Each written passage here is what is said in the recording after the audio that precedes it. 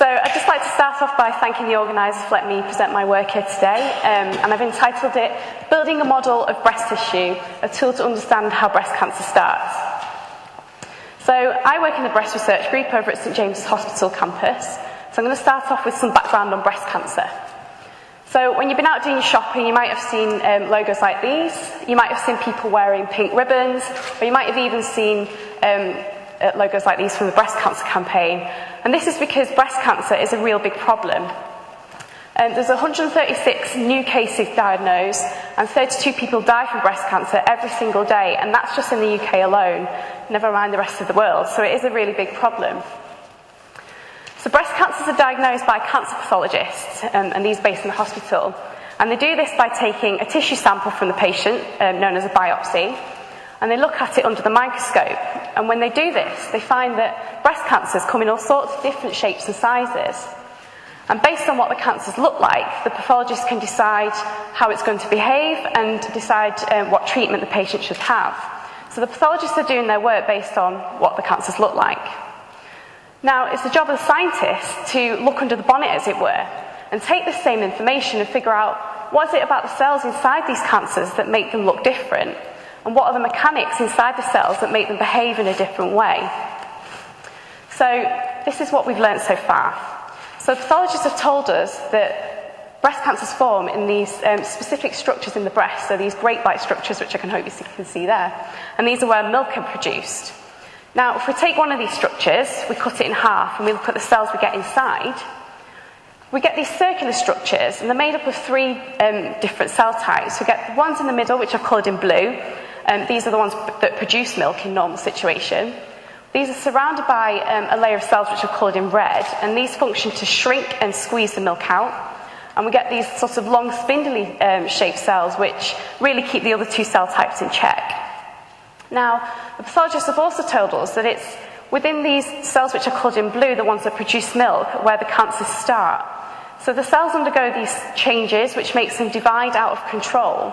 And when they're still contained in this barrier of cells which are coloured in red, this is sort of an intermediate cancer stage, and at this point isn't that life-threatening.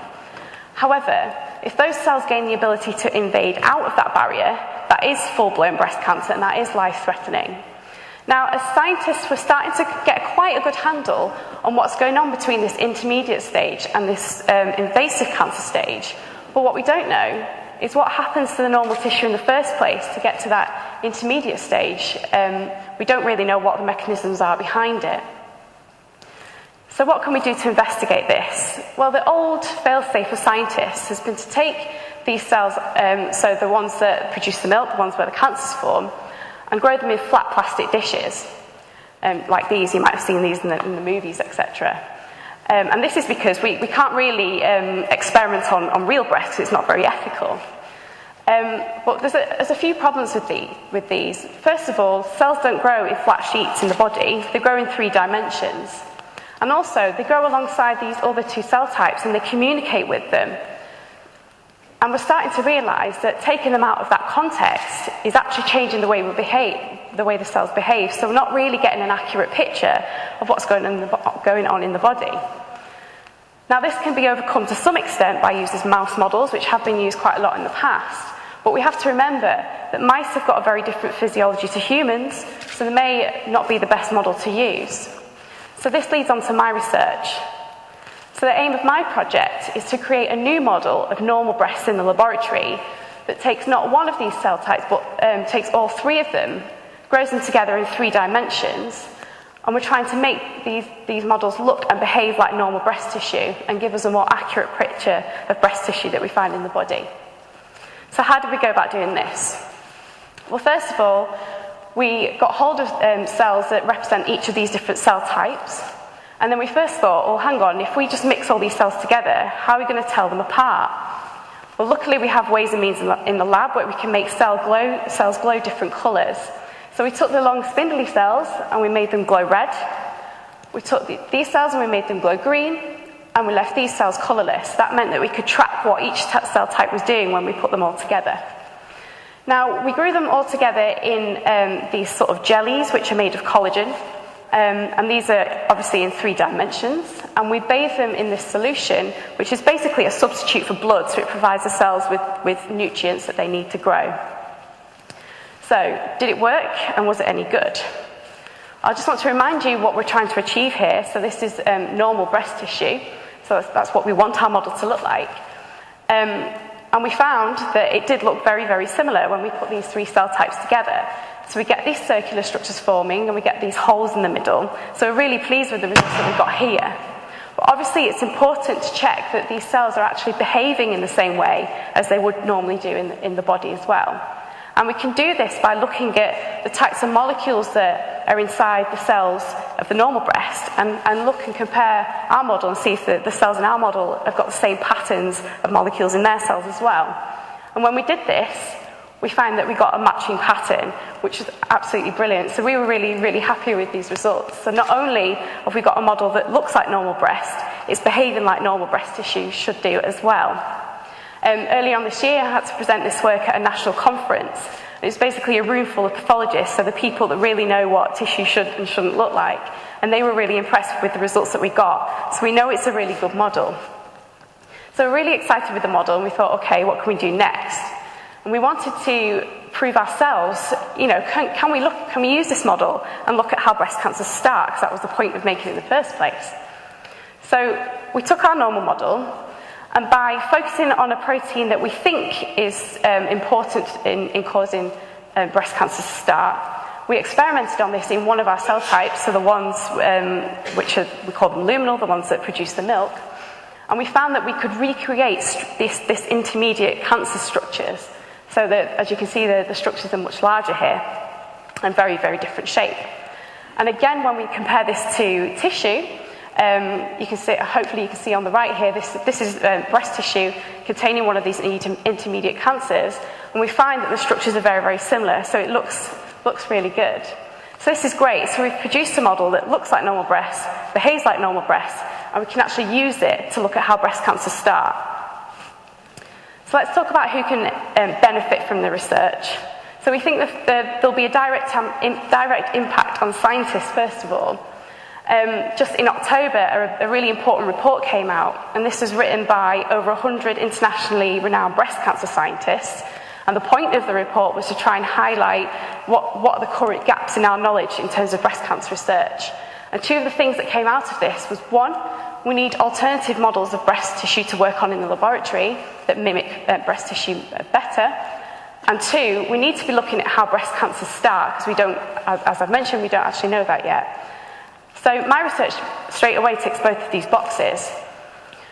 Also, we need to understand what these other cell types do in the breast, because we suspect that they might play a role in helping breast cancers progress, but we don't actually know yet. This is the first model of its kind to include all 3 of these cell types together, so it offers a tool to look at this for other scientists.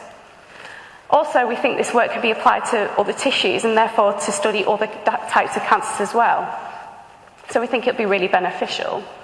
We've also been approached by a biotechnology company who are interested in making this model commercially available.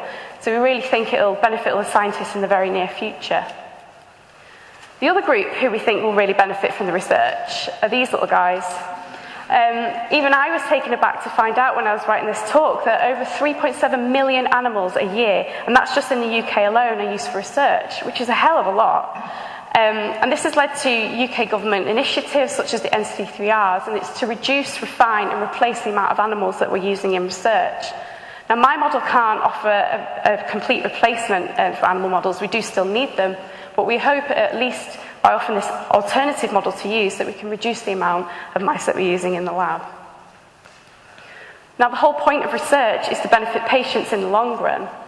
And we need to take this bench-to-bedside approach, and that is to translate the discoveries that we find in the lab into new medicines to help patients. Now, the process of developing drugs is long. It takes about 12 years. It's really expensive. It costs millions of dollars just to create one drug. And unfortunately, it's incredibly unsuccessful. Over 99% of the discoveries that we make in the lab prove absolutely useless when they make it into human clinical trials. So that's a really big problem. And what we've noticed is a lot of the early stage development of these drugs are done in these models that I've already told you don't really represent the human breast tissue very well, or human tissues in general. So we think my work may have a place here in offering another model to test these drugs on, to figure out maybe in the earlier stages which ones may work and which ones won't, and try to filter out these drugs at a much earlier stage before we spend all this money and time developing something that isn't going to work. And even when we do go through all this process and we develop a drug for patients, we find out that not all drugs work in all patients. They work in some and not in others. So imagine if we could take a patient's own cells into the laboratory, grow them in a model like mine. Perhaps we can use this model to test these different drugs on and find out beforehand whether they're going to work on the patient or not before we give the patient the treatment, because the last thing we want to do is give a patient treatment that isn't going to work. Now, obviously, this isn't going to happen overnight. This is a very long-term thing, but we do think the model does have a place in these processes in the future. So I'd just like to summarise. So we wanted to produce a new model of normal breast in the laboratory that's in 3 dimensions, includes 3 cell types, and we did that. And we wanted to prove whether we could use this model as a tool to study how breast cancers start, and we did that as well. And we think it will benefit scientists almost immediately, animals hopefully soon, and patients ultimately in the future. And with that, I'd just like to thank all these lovely people, specifically my supervisors and my institute for funding me. Thank you very much.